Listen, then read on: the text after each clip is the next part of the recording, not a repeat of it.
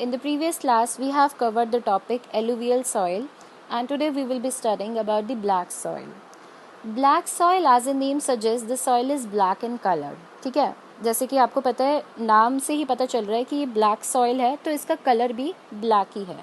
इसको हम एक और नाम से बुलाते हैं, that is your regur soil. Regur का मतलब होता है ऐसी सॉइल जो थोड़ी सैंडी और क्लेई काइंड ऑफ की हो. ठीक है, सैंडी और क्लेई सॉइल जो होती है उसको हम बोलते हैं रेगूर. तो ये ब्लैक सॉइल आपकी सैंडी और क्लेई भी है. अब ये जो ब्लैक सॉइल है, this is an ideal soil for growing cotton. यहाँ इस सॉइल में बहुत ही अच्छा कॉटन उगता है, तो इसलिए हम इसको ब्लैक कॉटन सॉइल भी बोलते हैं.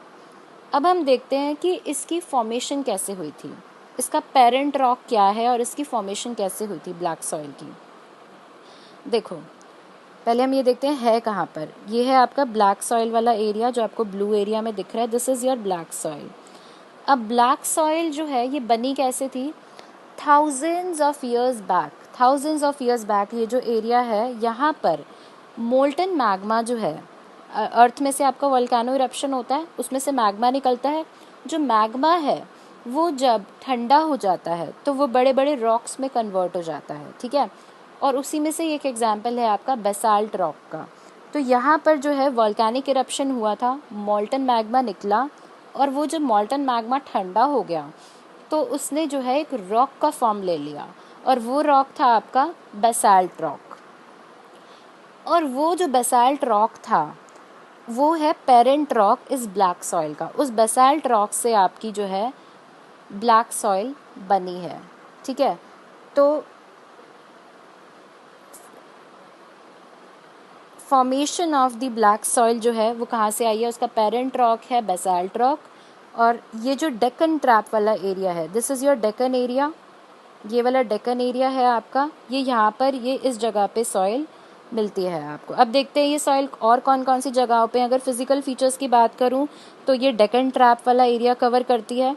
उसके अलावा if I talk about the particular states, तो कौन कौन सी स्टेट से कवर करती है? It covers the area of Maharashtra. You can see ये महाराष्ट्र वाला एरिया कवर कर रही है. Apart from that it covers the area of Saurashtra. Saurashtra आपका ये गुजरात में जो ये वाला एरिया है, दिस इज़ योर सौराष्ट्र. ठीक है, सौराष्ट्र कवर करती है, महाराष्ट्र कवर करती है, मालवा रीजन जो मालवा प्लेट्यू वाला रीजन है वो कवर करती है, मध्य प्रदेश वाला रीजन कवर करती है, आपका छत्तीसगढ़ वाला रीजन कवर करती है. ठीक है, ये सारी स्टेट्स को जो है ये कवर करती है. इसके अलावा ये दो मेजर रिवर्स में भी कवर अप होती है, that is your Godavari and Krishna. Godavari और कृष्णा वाले एरिया में भी आपको ब्लैक सॉइल ही देखने को मिलेगी. गोदावरी आपकी कौन कौन सी जगहों पे होती है? गोदावरी आपकी महाराष्ट्र, मध्य प्रदेश, उड़ीसा और आंध्र प्रदेश वाला एरिया कवर अप करती है. ठीक है, दिस इज़ योर महाराष्ट्र वाला एरिया.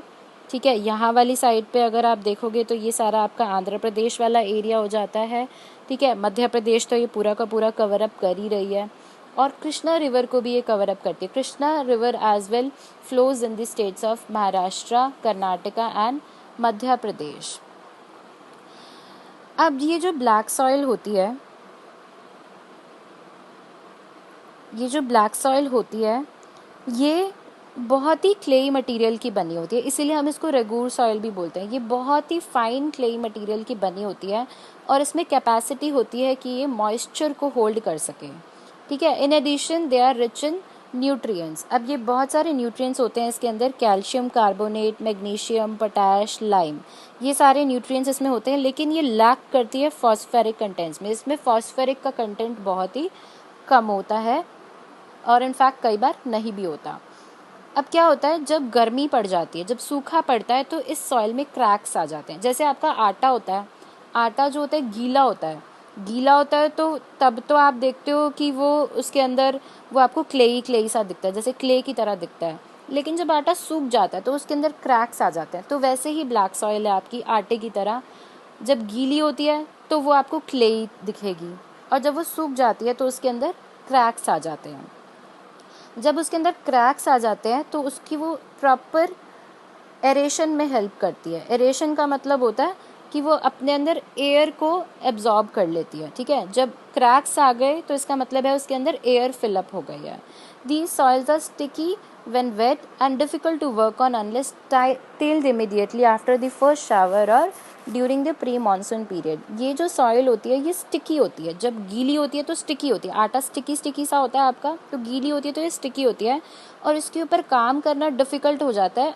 जैसे मानसून हुई, बारिश हुई, ये गीली हो गई तो इसके ऊपर क्रॉप्स उगाना थोड़ा सा डिफ़िकल्ट हो जाता है, तो इसलिए इमीडिएटली इसके ऊपर क्रॉप उगाने की जगह इसको थोड़ा सा कल्टीवेट करना पड़ता है।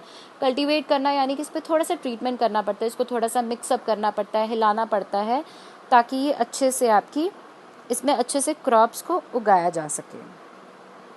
Thank you so much, this was all about your black soil.